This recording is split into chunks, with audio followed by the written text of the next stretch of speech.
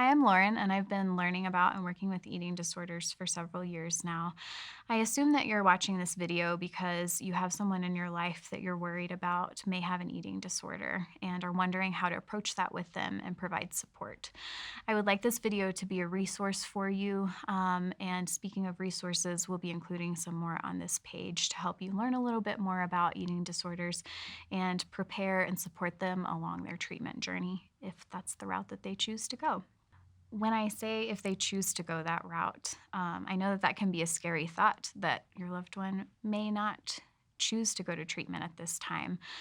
What I would like to do is provide you some resources to support them in what is ultimately their decision and help you express your own concerns and opinions to them in the clearest way possible.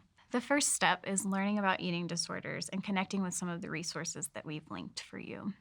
It's also important to plan a private place to talk with your loved one, and sometimes even plan what you're going to say.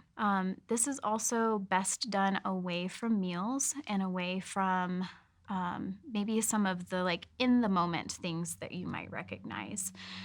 It can be really overwhelming if a person is engaging in behaviors or struggling during a meal to suddenly be confronted with this really emotionally charged conversation.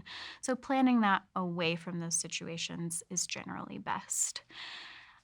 When you're having this conversation, try to remember to be honest and use I statements. So instead of saying something like, you go to the gym too often, maybe say, I've noticed that you've been spending a lot of time at the gym and I'm worried about you. So instead of that more accusatory first statement, kind of relating it back to yourself and your own response that you have control over.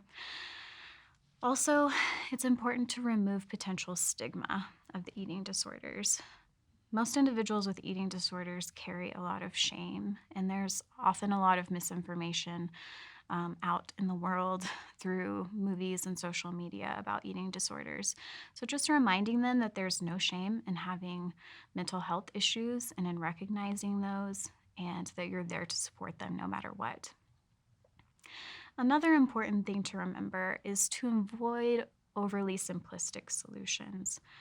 Often I'll hear patients tell me that they get responses like, just eat, or just stop. And those generally aren't helpful. I think a lot of times we fail to realize what a struggle it is for those with eating disorders to eat and to stop engaging in behaviors when those may be some of the only coping skills that they do have.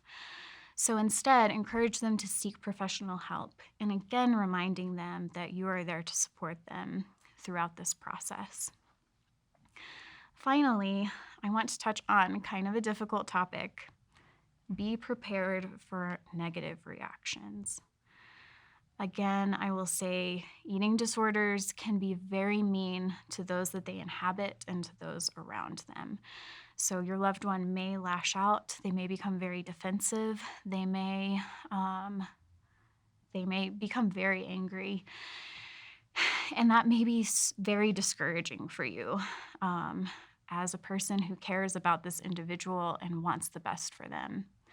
Even if you don't feel like the conversation was well received, it's important to remember that you've spoken your concerns and you have shared those with this person, and you may have planted a seed for them to seek help at a later time. I know that this can be a really tough situation to go through. Whether they choose to seek treatment or not, it's important to get your own support in this process if you are a very close caregiver to this person. If you have more questions, the collective has other videos about eating disorders as well, and somewhere on this page we'll have a list of resources for you. Also remember, always feel free to reach out to Mayfield Counseling if you yourself are in need of support. If you're out of state, we can help direct you to someone local. And if you're in the state of Colorado, we would love to connect you with one of our staff. I know it can be so challenging supporting someone with an eating disorder. And just know that your support to them is invaluable, even if you feel like you're only listening to their concerns or don't feel qualified to provide them with the support that they need, your being present with them is truly what's most important. I have heard so many patients share about their loved ones' just ability to listen to them and to validate what they're going through. So I just want to give you that word of encouragement and thanks for spending this time with me.